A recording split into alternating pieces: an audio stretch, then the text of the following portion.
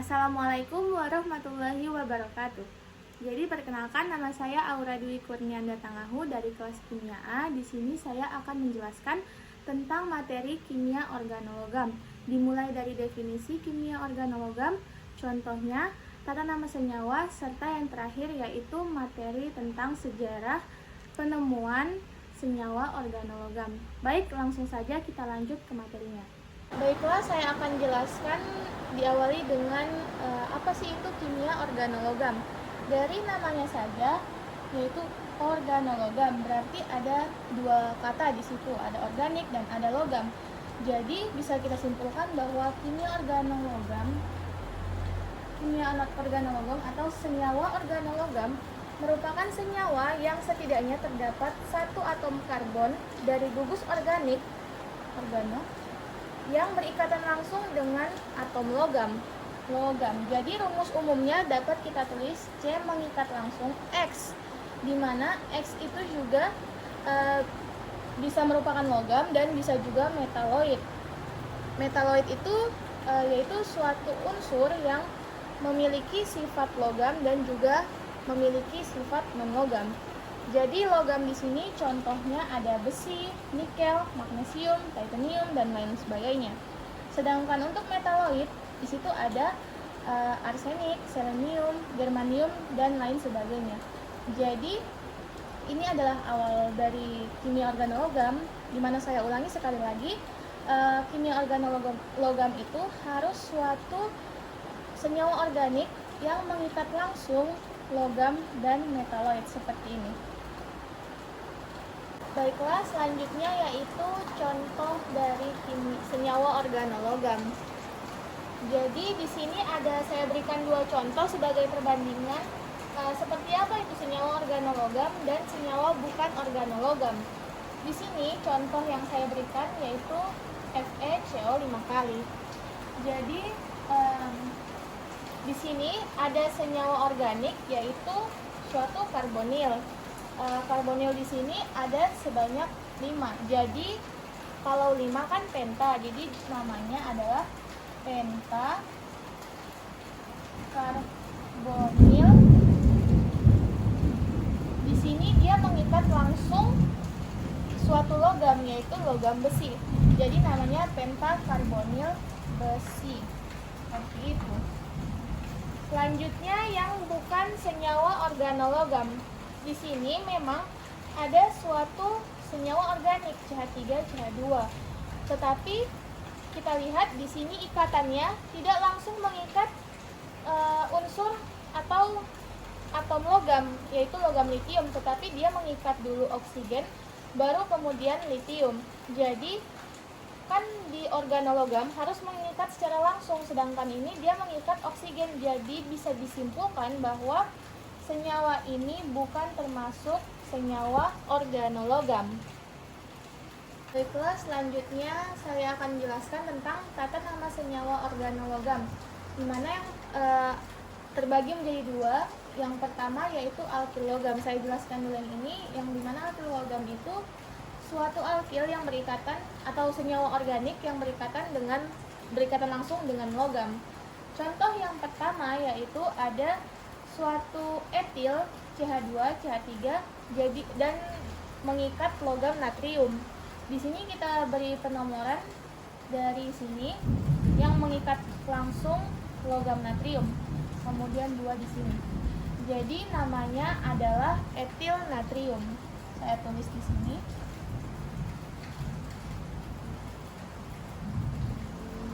Etil natrium. Selanjutnya, contoh selanjutnya yaitu jika ada suatu senyawa organik yang lebih dari satu, seperti jadi di sini kan ada etil. Etilnya ini ada 2 kali, jadi namanya dietil. Kalau 3 jadi trietil, 4 jadi tetraetil, dan 5 jadi pentaetil. Karena di sini ada 2 dan dia mengikat logam magnesium, jadi namanya adalah dietil magnesium. Saya tulis di sini. Dietil magnesium. Yang ketiga yaitu C6H5 2 kali, Pb CH3 2 kali. Nah, kalau seperti ini ada senyawa organik yang berbeda, yaitu di sini ada fenil dan di sini ada metil. Di sini metilnya ada 2, di sini etilnya juga mohon maaf, maksud saya fenilnya ada 2, dan logam yang terikat yaitu logam timbal. Jadi diberikan penamaan sesuai dengan abjad, di mana di sini karena fenil dan di sini metil, berarti apa yang duluan? Yang duluan adalah fenil, berarti kita tulis sesuai abjad, jadi di fenil.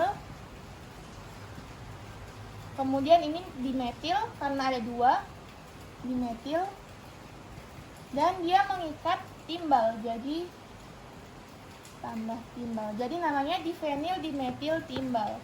Selanjutnya di sini jika senyawa organik itu mengikat logam atau logam itu mengikat senyawa organik dan juga anion anorganik seperti klor, fluor, bromo, dan iodo. Jadi kita berikan penamaan seperti ini. Karena di sini klor itu merupakan anion anorganik, kita berikan akhiran ida. Jadi namanya menjadi fenil.